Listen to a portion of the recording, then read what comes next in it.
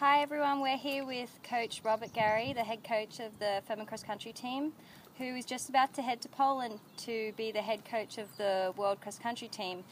Coach Gary, can you tell us a little bit about that role? Well, it started in St. Louis at the U.S. Cross Country Championships. One of my first jobs is just to make sure everybody signs up. You never know who's going to accept their bid outside the top six. Sometimes people choose to participate at the World Meet or not, depending on what they kind of feel with their coach when they get back. So we try to get about 15 deep and just make sure we have contact information. Everybody has passports and all that stuff. And then kind of in the next week or two, people either accept or decline their position. At which point, it's just kind of my role to really be a logistical manager, for them, for maybe their parents, probably most importantly their private coach if they're going to come over and watch with them. So it's really just making sure that they have everything set. They understand the time frame of travel. Sent along a lot of things that I used last year at the or 2 years ago at the World Track Championships, with some of the things that you can do for travel on a long flight. Let them know what the itinerary is going to be. Certain people I think travel better than others. It's a small group, so we kind of meet up together, so that's kind of nice. But from the time we land until the end, it's really just facilitating personal coaches if they want to get one last workout in, trying to help them with that. Spikes, a lot of things all the way up from the bottom to the top, just so hopefully they don't have to worry about anything except, participating in the what I think is the toughest race in the world. So. Coach Gary, how do you think this experience is going to help you in your coaching with the Furman team and the Furman Elite team?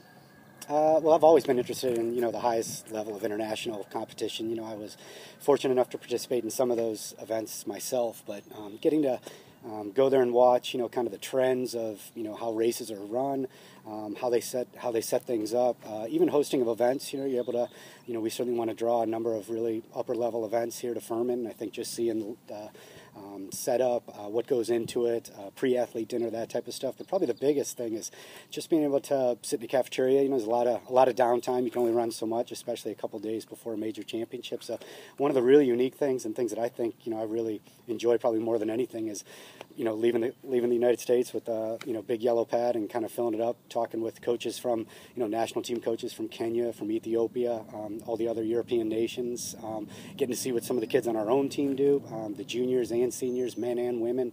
I just think there's a lot of, it's a good convergence of a lot of people that certainly know a lot about the sport. So while there might not be an exact transference of how are we going to, run 2K loops in cold weather at the World Champs, certainly hope that we have people from Furman Elite looking to make those kind of national teams in the future, as well as just, preparations, training techniques. You can always bend times, bend rest, bend volume, but, getting the basic themes of kind of the best athletes in the world, I think that, can only be a positive kind of going forward.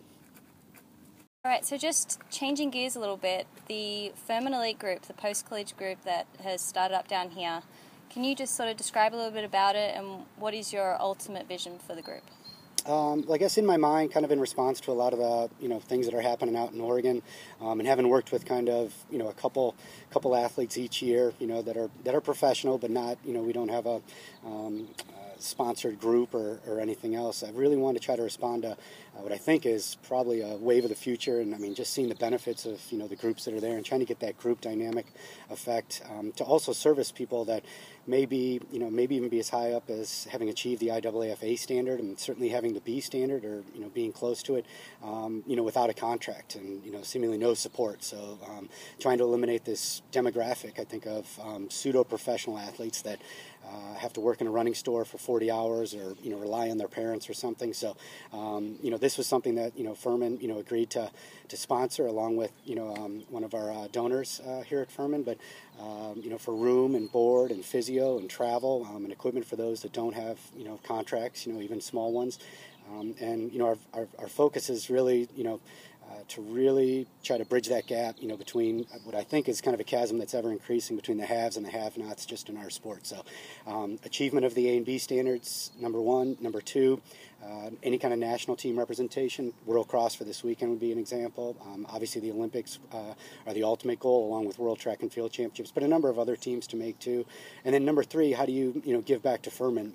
They're the ones who are kind of sponsoring them, if you will, and what specific roles do they serve? So we have two young men on our Furman Elite that are actually assistant coaches, Corey Leslie and Jeff C. And they took the NC2A recruiting test. They're part of our NC2A allowable 6 coaches, and they do everything from help with meet management to practice to travel to recruiting, those types of things. And we have a number of other people in our club that are responsible for really set job duties with Furman. And then last is just the outreach back into the community. At our home meet in a month, it's a real good microcosm of exactly all that we want to accomplish more and more. We have kids competing and attending a clinic, little grade school kids all the way up to hopeful Olympians trying to break 4 at the end of the day. We have a clinic afterwards for that same demographic all the way up to older people that want to come for a track clinic, and in the evening ends with a reach out, a Founders Day celebration for the Greenville Track Club, which we probably have about 250 people out here. Also kind of celebrating our road race that we host on campus too. So between those 4 things, really kind of charging Furman Elite with doing it, but also a pursuit of excellence and trying to become this place where you can go to survive in the sport, not just to survive but really thrive and really see what all you can end up achieving in the sport. Otherwise, they may not be able to. Well, thanks so much for talking with us, and good luck with the team next week. Thank you, Heidi.